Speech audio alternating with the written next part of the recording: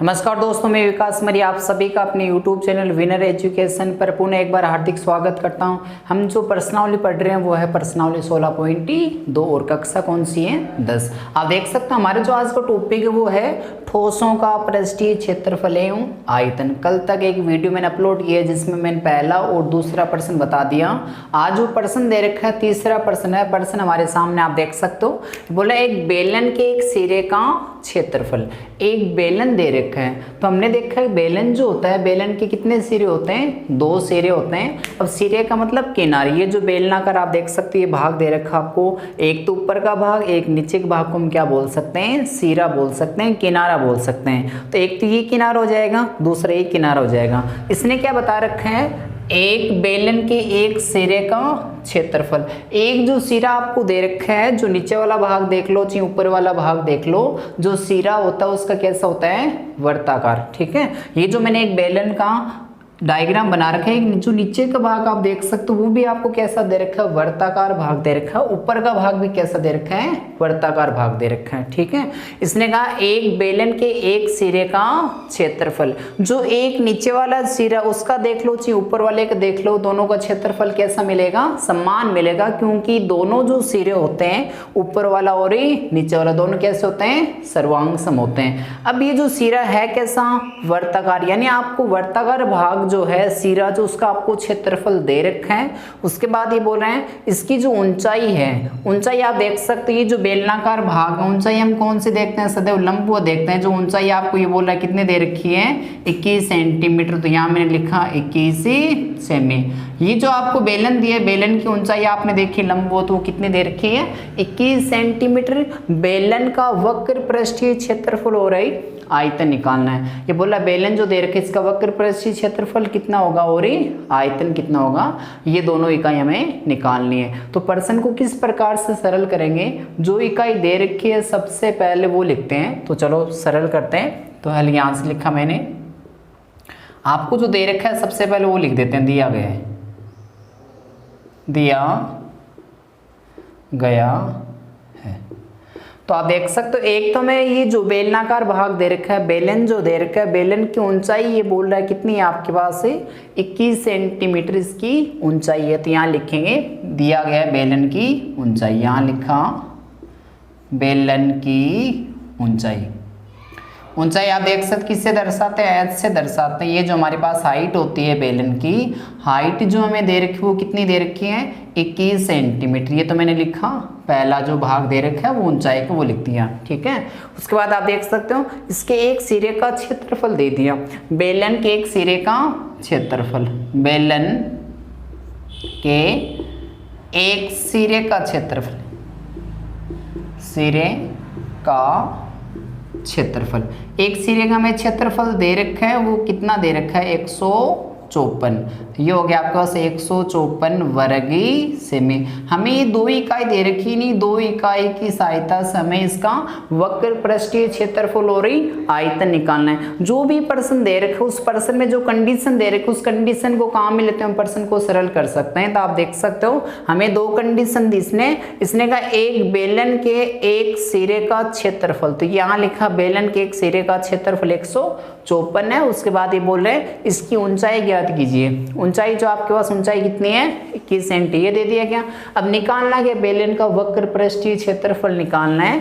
और बेलन के वक्र पृष्ठीय क्षेत्रफल का सूत्र 2πr/h। 2 तो चौरासी है, पाई का मान कितना होगा? 22/7। और h का हमें मान दे रखा, हमारे पास क्या नहीं है? ये जो बेलन दे रखा है बेलन की हमारे पास ही त्रिज्या नहीं है। तो सबसे पहले हम क्या करेंगे? बेलन की त्रिज्या निकालेंगे। और त्रिज्या निकालने की इसने कंडीशन दे रखी। इसने क्या बताया आपको कि बेलन के एक सिरे का क्षेत्रफल 154 वर्ग सेमी है। तो हमें ये देखना है बेलन का एक सिरा होता कैसा है? बेलन का एक सिरा कैसा होता है? वर्ताकार। इसका सूत्र क्या हो जाएगा?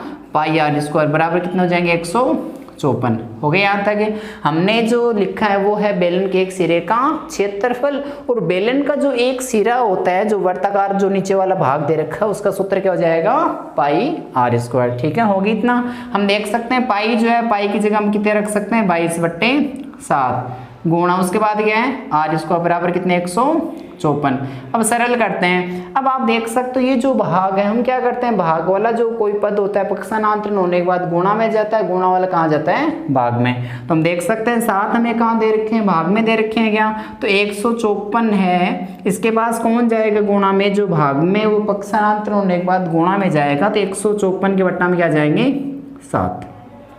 154 को गुणा कर दिया 7 से, और ये जो गुणा में दे रखा है, गुणा में पक्षांतरण होने के बाद जो गुणा वाला पद वो कहाँ चला जाता है, भाग में, तो इसके नीचे कितने आ जाएंगे 22 आ जाएंगे। यहाँ पे हमारे पास बचा गया r², हो गया इतना। अब सरल करते हैं, आपको ये ध्यान देना है ऊपर और नीचे समान संख्या का भाग जा रहा था हम दे सकते हैं, तो यहाँ मैंने देखा 22 का भाग जा रहा है, 22 का भाग इसमें कितनी बार जा रहा है, 7 बार, हो गया इतना। आप देख सकते हो r² बराबर, ये बोल रहा है 7 कितनी बार गुणा हो रहे हैं, 2 बार गुणा हो रहे हैं। हमने घातांक के नियम पढ़े, यदि हमारे पास ही आधार समान तो आधार को वही रखते उनकी घातों का योग कर दिया, 7 की 1 रे घात कितनी हो जाएगी 2, तो r से ये कैंसिल हो गया। इसका मतलब ऐसे बोल सकते हैं r जो है हमारे पास ही r, देखो 2 घात से 2 घात कैंसिल हो गई, r जो हमारे पास त्रिज्या है वो कितनी आ गई 7 सेंटीमीटर, ये हमारे पास क्या है त्रिज्या आ गई। अब हमें जो निकाल इकाई हम निकाल सकते हैं। इसने क्या बताया, इसने कहा बेलन का क्या निकालना है, वक्र पृष्ठीय क्षेत्रफल, तो यहाँ लिख देते हैं बेलन का वक्र पृष्ठीय क्षेत्रफल, ये निकालना है, बेलन का वक्र पृष्ठीय क्षेत्रफल। तो बेलन का वक्र पृष्ठीय क्षेत्रफल निकालने के लिए हमें बेलन के वक्र पृष्ठीय क्षेत्रफल का सूत्र पता होना चाहिए। सूत्र क्या होता है 2πr/h, ये बेलन का वक्र पृष्ठीय क्षेत्रफल का सूत्र होता है। हमें जो नीचे का भाग दे रखा है परिधि वर्ताकार, उसके ऊपर आपको क्या करना है ऊंचाई से गुणा करना है। वर्ताकार जो भाग उसकी परिधि का सूत्र क्या है 2πr, इसको गुणा कर देंगे h से, ठीक है। अब सरल करते हैं, 2 तो अपनी जगह है ही है। अब पाई जो हमारे पास है, पाई का मान कितना होता है 22/7, फिर गुणा का साइन, उसके बाद जो r दे रखा, r का मतलब क्या है त्रिज्या, और बेलन की जो त्रिज्या हमने निकाली अभी कितनी है 7 सेंटीमीटर, तो यहाँ क्या लिखेंगे 7 और गुणा में क्या लिखेंगे h। आपको जो ऊंचाई दे रखी है, ऊंचाई कितनी है 21, ये हो गया 21, हो गया इतना। अब हम क्या करेंगे, ऊपर और नीचे समान संख्या का भाग जा रहा था हम दे सकते हैं, तो चलो आप देख सकते हो 7 ऊपर भी और नीचे भी है, तो 7 से 7 हमने क्या कर दिए कैंसिल। अब जो शेष पद बचे उनको सरल करते हैं। इनके बीच में साइन किसका दे रखा है, गुणा का साइन दे रखा है, और गुणा का साइन होने का मतलब इन दोनों को गुणा कर देंगे। तो हम क्या करेंगे 22 को गुणा करेंगे 2 से, तो 22 की 2 गुणा कितने हो जाएंगे 44, और भी गुणा करना है। अब 44 को गुणा किससे करना है 21 से गुणा करना है, ये हमारे पास कितने हैं 21, ठीक है। अब आप सिंपल गुणा कर सकते हो, 44 और 21 को हमें क्या करना है गुणा करना है, तो चलो मैं अपने तरीके से कर देता हूँ। ये मेरे पास हो गए, उसके बाद ये हो गए 8, ठीक है। आप गुणा कर लेना साइड में, हमारे पास कितने आ जाएंगे, तो बेलन का जो वक्र पृष्ठीय क्षेत्रफल निकाला, बेलन का वक्र पृष्ठीय क्षेत्रफल वो हमारे पास कितने आ गए 924। हमने क्षेत्रफल लिखा, क्या लिखेंगे वर्गी सेमी, ठीक है। हमें 2 इकाई निकालनी थी। सबसे पहले हमने बेलन की क्या निकाली त्रिज्या निकाली। अब त्रिज्या की आवश्यकता हुई क्योंकि आपको ये बोल रहा था इसका वक्र पृष्ठीय क्षेत्रफल ज्ञात करो, और वक्र पृष्ठीय क्षेत्रफल का सूत्र क्या है 2πr/h। 2 था ही है, पाई का मान 22/7। r जो त्रिज्या दे रखी, त्रिज्या हमने निकाली, पहले हमारे पास थी नहीं, उसके बाद 7, h का मान कितना हो गया 21। ये हमने क्या निकाल लिया वक्र पृष्ठ निकाल लिया। अब आगे आप देख सकते हो, आगे जो कंडीशन दे रखी आगे ये बोल रहा है बेलन का वक्र पृष्ठीय क्षेत्रफल व आयतन भी याद करना है। ये जो बेलन दे रखा है जिसकी आपको ऊंचाई भी दे रखी और त्रिज्या हमने निकाली, इसकी सहायता से इस बेलन का आयतन भी आपको निकालना है। यानी इस बेलन को बनाने के लिए कितनी वस्तु चाहिए वो किस में आएगा आयतन में। या इसी बेलनागर बर्तन में कितना पानी डाल सकते हैं ये तो किस में आता है आयतन। हम क्या करेंगे इसका आयतन निकालेंगे। तो चलो लिखते हैं बेलन का आयतन, ठीक है। किसका आयतन निकाल रहे हैं बेलन का आयतन। तो आयतन निकालने के लिए हमारे पास एक आयतन का सूत्र होता है, वो सूत्र क्या है πr²। देखो ये तो आपके पास क्या है वृत्त का क्षेत्रफल निकालने का सूत्र है πr²।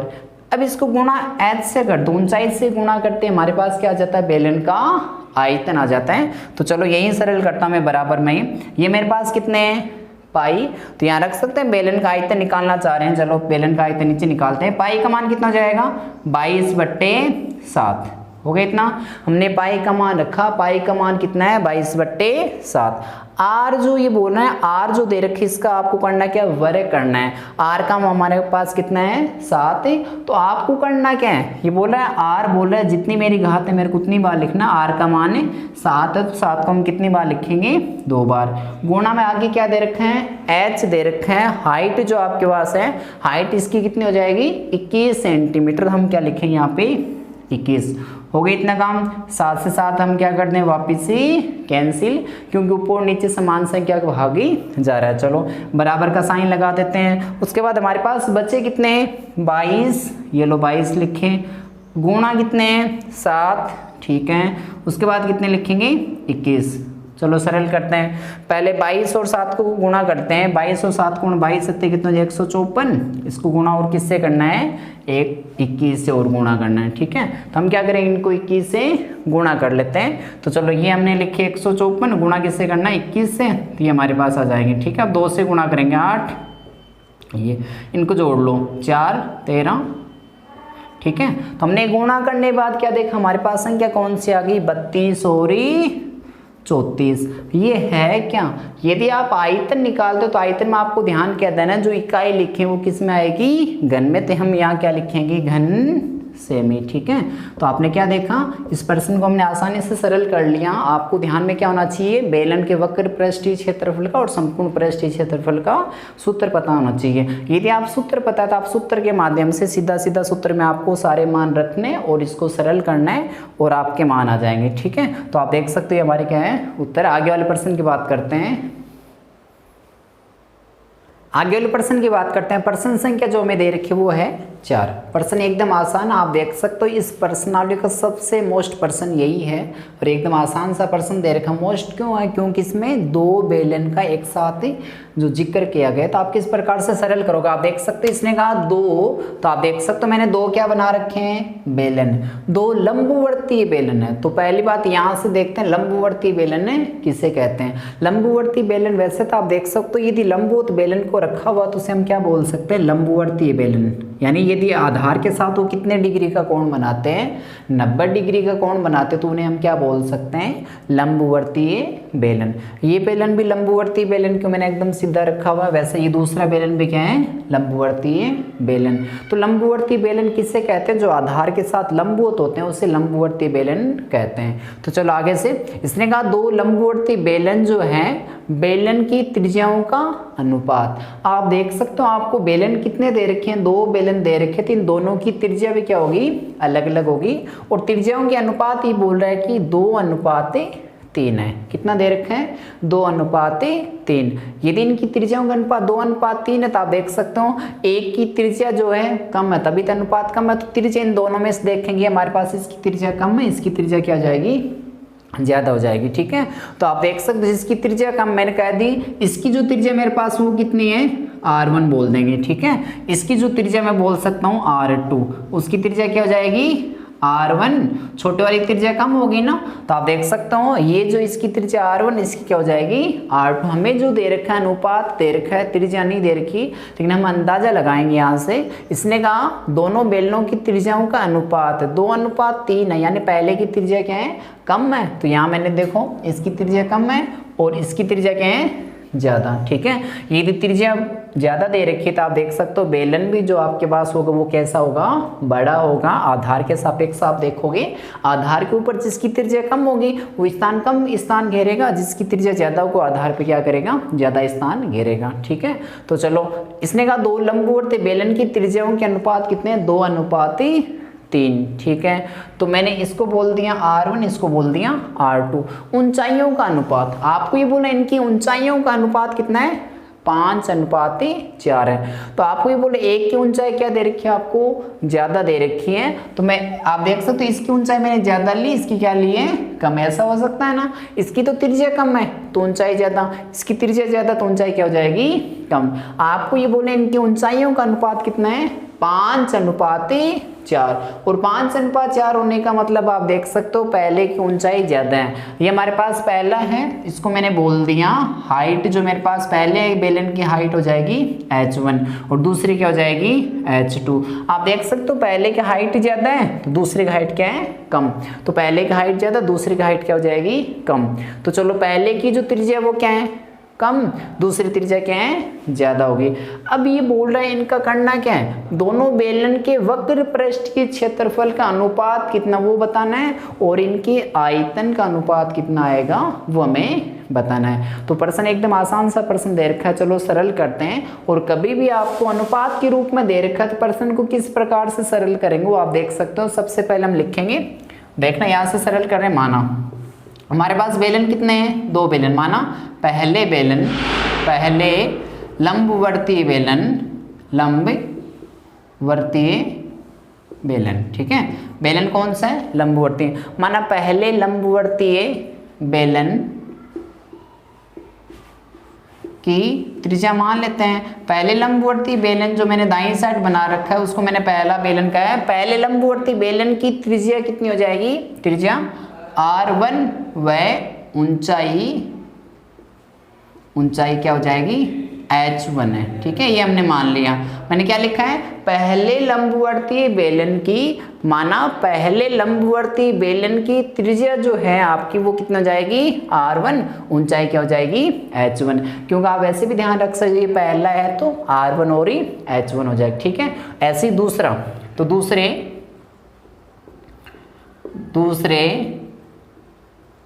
लंबवर्तीय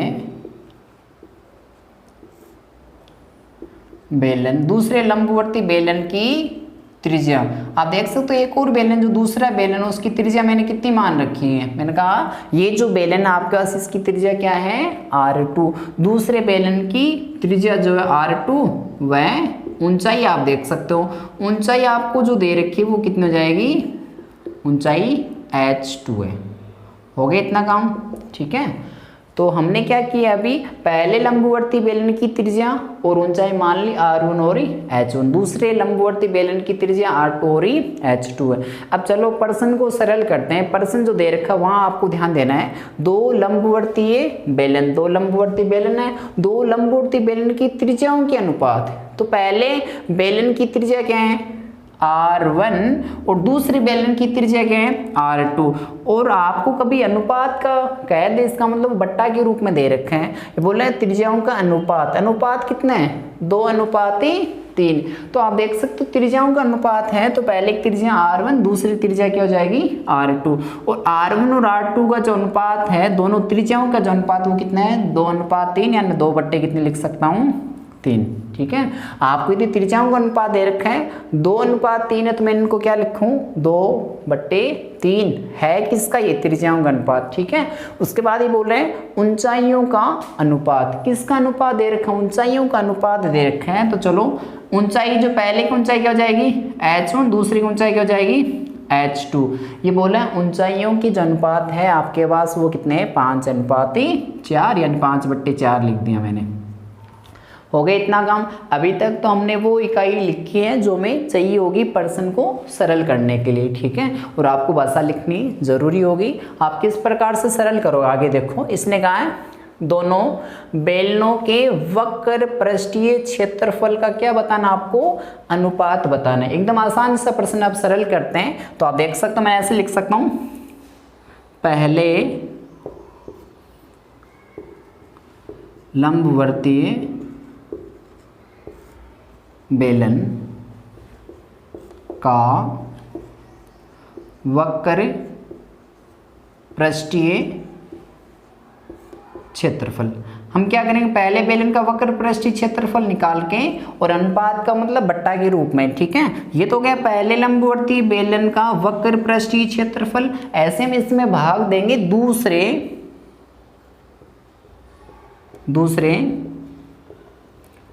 लंबवर्तीय बेलन का वक्र पृष्ठीय क्षेत्रफल। ठीक है। ऐसे क्यों लिखा? क्योंकि इसने कहा दोनों बेलन का पहले आपको वक्र पृष्ठीय क्षेत्रफल निकालना है। पहले बेलन का वक्र पृष्ठीय क्षेत्रफल, ये हमारे पास कौन सा बेलन है? पहला बेलन। ये कौन सा है? दूसरा। तो पहले बेलन का वक्र पृष्ठीय क्षेत्रफल बार बार का भाग होगा। वक्र पृष्ठीय क्षेत्रफल ऊपर का भाग नहीं होता वक्र में, नीचे का भाग है। तो ये आपके पास जो दे रखा है इसके वक्र पृष्ठीय क्षेत्रफल का और इसके वक्र पृष्ठीय क्षेत्रफल का हमें क्या निकालना है? अनुपात। और अनुपात का मतलब बट्टा के रूप में आप लिख सकते हो। देखना, पहले लंबवर्तीय बेलन का वक्र पृष्ठीय क्षेत्रफल बट्टा दूसरे लंबवर्तीय बेलन का वक्र पृष्ठीय क्षेत्रफल। तो आप देखा वक्र पृष्ठीय क्षेत्रफल सूत्र क्या है? 2 पाई आर एच। ठीक है, तो हमें बट्टा के रूप में लिखना है। तो चलो दो तो ही है, पाई है। अब ये बोल रहे हैं आर, जो त्रिज्या हमें लिखनी है। तो पहले लंबवर्तीय बेलन की त्रिज्या क्या है आपके पास? R1 और जो पहले बेलन की त्रिज्या तो हो गई R1 और इसी की जो हाइट दे रखी वो क्या है? H1। ये तो हमने पहले बेलन का वक्र पृष्ठीय क्षेत्रफल हो गया। ऐसे ही दूसरे बेलन का क्या निकालते हैं? वक्र पृष्ठीय क्षेत्रफल। तो सूत्र क्या होगा? 2 पाई R1 था उसमें त्रिज्या, इसकी त्रिज्या क्या दे रखी है? R2 और तो ऊंचाई कितनी है? H2। हो गया इतना काम। अब चलो आप देख सकते हो मैंने क्या लिखा है? पहले लंबवर्तीय बेलन का वक्र पृष्ठीय क्षेत्रफल बट्टा दूसरे बेलन का लंबवर्तीय वक्र पृष्ठीय क्षेत्रफल। 2 से 2 कैंसिल। हमने देखा ऊपर और नीचे समान संख्या का भाग जाता था, हम दे सकते हैं। 2 से 2 कैंसिल हो गए। यहाँ पे आपके पास क्या है? पाई, और ये पाई क्या हो गई? कैंसिल। ठीक है, हमारे पास बचे क्या? तो आप देख सकते हो हमारे पास जो इकाई बची वो कौन सी है? ये तो कैंसिल हो गए। अब देखना R1 बट्टा R2, इसको एक बार देखना। हमारे पास जो यहाँ पे है R1 बट्टा R2 है क्या? तो आप देख सकते हो हमारे पास जो है R1 अपॉन R2 का मान जो दे रखा है वो कितना है? 2/3। तो यहाँ मैंने लिखा 2/3। ये किसका मान है? R1 upon R2। इसको गुणा करना है, किससे गुणा करना है? H1 अपॉन H2 से गुणा करना है। तो आप देख सकते हो H1 अपॉन H2 का जो मान दे रखा है इनकी जगह हम कितने लिख सकते हैं? 5/4। होगा इतना काम। अब हमें ध्यान देना है ऊपर और नीचे समान संख्या का भाग जा रहा था, हम दे सकते हैं। 2 का भाग किसमें देंगे? 4 में। कितनी बार गया? 2 बार। ऊपर हमारे पास क्या बचेंगे? 5 और बट्टा में देखो 3 एकम 3, 3 2 6। तो 5/6 को हम 5 अनुपात क्या भी लिख सकते हैं? 6। ठीक है, इसने कहा था आपको दोनों जो बेलन है इनके दोनों बेलनों के वक्र पृष्ठीय क्षेत्रफल का क्या बताना है? अनुपात। तो वक्र पृष्ठीय क्षेत्रफल का अनुपात कितना हो गया? 5/6 यहाँ पे लिख दिया। ठीक है, तो चलो आगे एक और कंडीशन दे रखी है। इसने कहा दोनों बेलनों के वक्र पृष्ठीय क्षेत्रफल और दोनों बेलन के आयतन का अनुपात और बताना। तब हम क्या लिखेंगे? आयतन को अनुपात निकाल लेते हैं। तो मैं यहाँ लिख रहा हूं पहले लंबवर्तीय बेलन का आयतन। तो पहले लंबवर्तीय बेलन का आयतन निकाल के उसमें दूसरे लंबवर्तीय बेलन के आयतन का भाग लगा देते हैं। यहां पे मैंने लिखा दूसरे लंबवर्तीय बेलन का आयतन। बट्टा के रूप में क्यों लिख दिया? क्योंकि हमें क्या चाहिए? इनके अनुपात चाहिए। किसका अनुपात चाहिए? इस बेलन को बनाने के लिए इसमें कितनी धातु लगी? तो किस में आएगा? आयतन में। यानी इसका आयतन और इसका आयतन निकाल के आपको क्या निकालना? इनका अनुपात निकालना है। हम बट्टा के रूप में सरल करते हैं क्योंकि अनुपात का मतलब बट्टा के रूप में, और बट्टा के रूप में आपसे आप देख सकते हो जो ऊपर और नीचे समान संख्या उसका भाग देके आप छोटा इसको आसानी से सरल कर सकते हो। देखो पहले लंबवर्तीय बेलन का आयतन, जैसे हमारे पास ये तो वक्र पृष्ठीय क्षेत्रफल का सूत्र है। आयतन का सूत्र क्या है? वर्ग के क्षेत्रफल को गुणा किससे करते हैं? ऊंचाई से। ठीक है, यानी पाई है हमारे पास। ठीक है, ऊपर में आयतन का सूत्र पाई R², लेकिन R पहले बेलन की जो त्रिज्या दे रखी वो कितनी है? R1 दे रखी थी। यहाँ R1 का स्क्वायर गुणा क्या है? ऊंचाई। हाइट जो दे रखी हमें बेलन की वो क्या हो जाएगी? H1। तो यहाँ मैंने लिखा H1 बट्टा। ऐसे ही दूसरे लंबवर्तीय बेलन का आयतन, जो दूसरा बेलन दे रखा है दूसरे बेलन का आयतन निकालते हैं पाई R। आप देख सकते हो इसकी तो R1 त्रिज्या थी, इसकी त्रिज्या क्या दे रखी दूसरे बेलन की R2, तो R2 का स्क्वायर गुणा क्या करेंगे हाइट जो है दूसरे बेलन की ऊंचाई जो दे रखी है आपको वो क्या है H2। हो गया इतना, पाई से पाई क्या हो जाएगा कैंसिल, ये दोनों कैंसिल हो गए क्या। अब हमारे पास बचा क्या R1 का भी स्क्वायर है, R2 का भी क्या दे रखा है स्क्वायर दे रखा है। ठीक है, मैं इसको ऐसे लिख रहा हूँ R1 अपॉन R2, अलग हो गया क्या। लेकिन ये बोल रहे हैं R1 दो बार है, R1 की घात कितनी है 2, तो R1 कितनी बार है 2 बार, तो R2 भी कितनी बार है 2 बार। एक बार ध्यान देना वापिस से, आपने क्या देखा R1 की घात 2 है तो मैंने R1 गुणा R1 लिख दिया। ठीक है, वैसे R2 है, R2 भी घात कितनी है 2, तो इसको 2 बार, और बचा क्या हमारे पास H1 बट्टा H2, तो यहाँ लिखा मैंने H1 अपॉन H2। अब हम क्या करेंगे, जैसे ये दे रखे यहाँ से मान रखते हैं, तो ये बोल रहा है R1 अपॉन R2, तो R1 अपॉन R2 की जगह हम कितने लिख सकते हैं 2/3, तो यहाँ मैंने लिखा 2/3। ये तो पहले का काम हो गया। वैसे ही गुणा में ओवर R1 अपॉन R2, इसकी जगह भी कितने लिख सकते हैं 2/3। आगे गुणा में क्या दे रखा है H1 अपॉन H2, और H1 अपॉन H2 की जगह हम कितने लिख सकते हैं 5/4।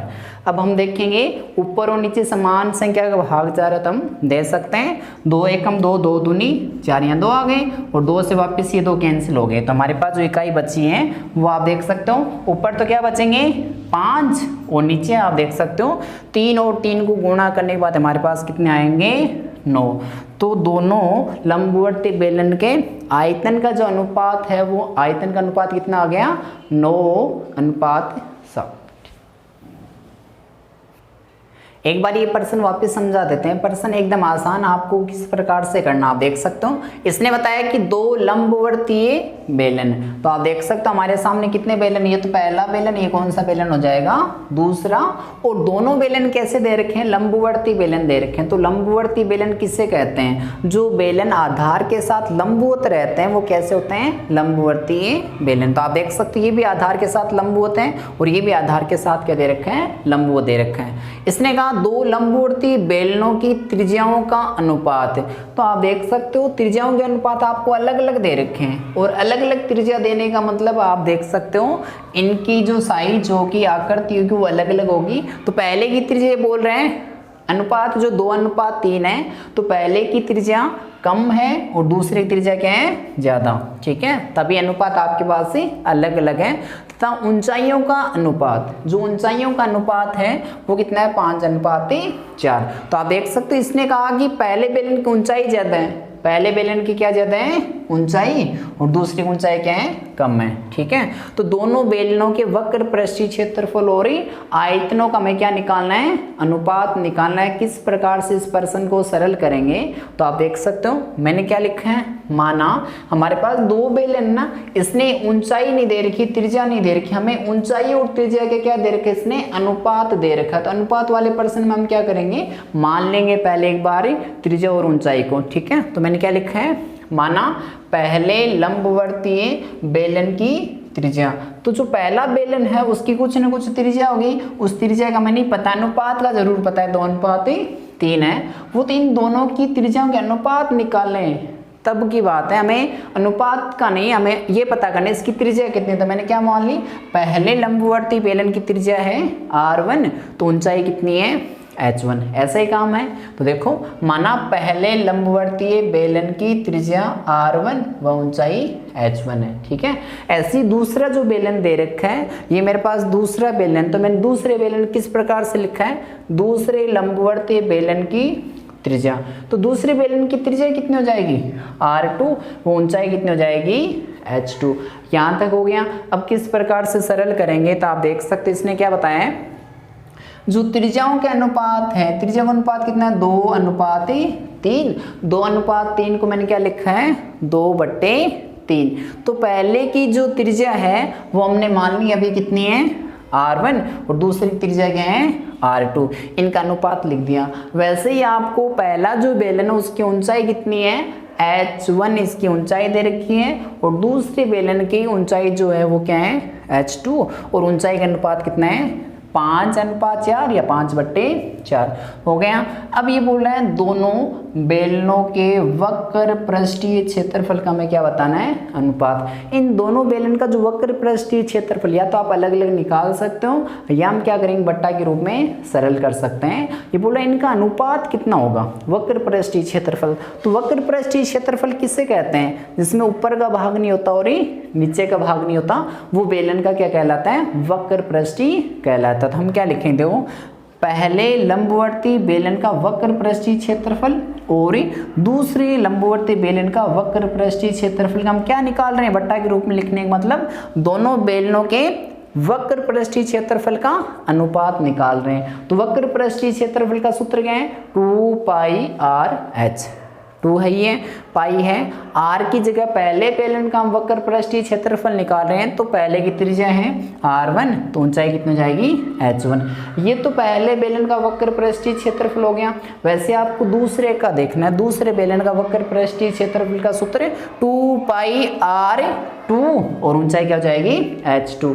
अब आपको ध्यान देना है कि ऊपर और नीचे समान संख्या का भाग जा रहा है क्या, इसमें 2 और 2 कैंसिल, पाई से पाई कैंसिल, हमारे पास बचे क्या यहाँ से r1/r2। तो हमने पहले r1/r2 की जगह कितने लिखे हैं, 2/3, तो मैंने यहाँ पे लिखा 2/3, गुणा करना है h1/h2। तो h1/h2 की जगह हम कितने लिख सकते हैं, 5/4। अब आपको ध्यान देना है ऊपर और नीचे समान संख्या का भाग जा रहा है क्या, 2 का भाग 4 में कितनी बार गया, 2 बार, तो ऊपर क्या बचेंगे 5। और वैसे नीचे देखोगे 3 1 कम 3, 3 2 6। तो हमने क्या कर लिया, इनके वक्र पृष्ठीय क्षेत्रफल का क्या निकाल लिया, अनुपात। वो कितना आ गया, 5:6। ऐसे हम ये बोल रहे हैं इनकी आयतनों का क्या निकालना, आपको अनुपात निकालना। तो मैंने क्या लिखा है, पहले लंबवर्ती बेलन का आयतन और दूसरे लंबवर्ती बेलन का क्या, आयतन। और बट्टा के रूप में क्यों लिख दिया, क्योंकि आपको क्या निकालना है, अनुपात। तो आयतन का सूत्र क्या है, πr²h। पाई है, r² है, h भी है, लेकिन पहले बेलन होने के कारण हमने क्या लिखे हैं, त्रिज्या r1 और ऊंचाई h1। वैसे दूसरे का क्या लिखा है, πr²h की जगह r2 लिख दिया और h2। अब आपने देखो ऊपर और नीचे एक समान इकाई मिली हमें, वो कौन सी है, पाई। तो हमने पाई से पाई को कैंसिल कर दिया, हो गया इतना। अब ध्यान से देखना यहाँ से, अब r1 की घात 2 है तो मैंने r1 गुणा r1 लिख दिया। वैसे r2 की घात कितनी है, 2, तो r2 गुणा r2, लेकिन ऐसे लिखा बट्टा के रूप में, ठीक है। और h1/h2 अलग लिख दिया।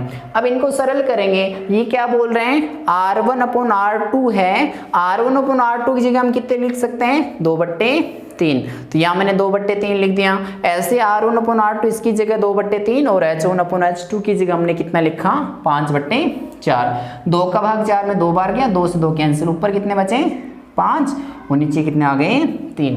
ये हमने दोनों इकाई निकाल दी। एक तो इसके वक्र पृष्ठीय क्षेत्रफल का अनुपात, एक संपूर्ण पृष्ठीय जो आयतन दे रखा, आयतन का हमने क्या निकाल दिया, अनुपात। तो आपने देखा कि आज के हमने वीडियो में एक तो तीसरा प्रश्न, एक चौथा प्रश्न कंप्लीट कर लिया और जो प्रश्नावली दे रखी है एकदम आसान से प्रश्नावली है। जिन भैया बहनों पीछे का वीडियो नहीं देखा, एक बार वो पीछे का वीडियो जरूर देख लें, जिसमें मैंने आपको ये सारे वक्र पृष्ठीय क्षेत्रफल का, संपूर्ण पृष्ठीय क्षेत्रफल और आयतन के क्या बता रखे हैं, सूत्र बनाने बता रखे हैं।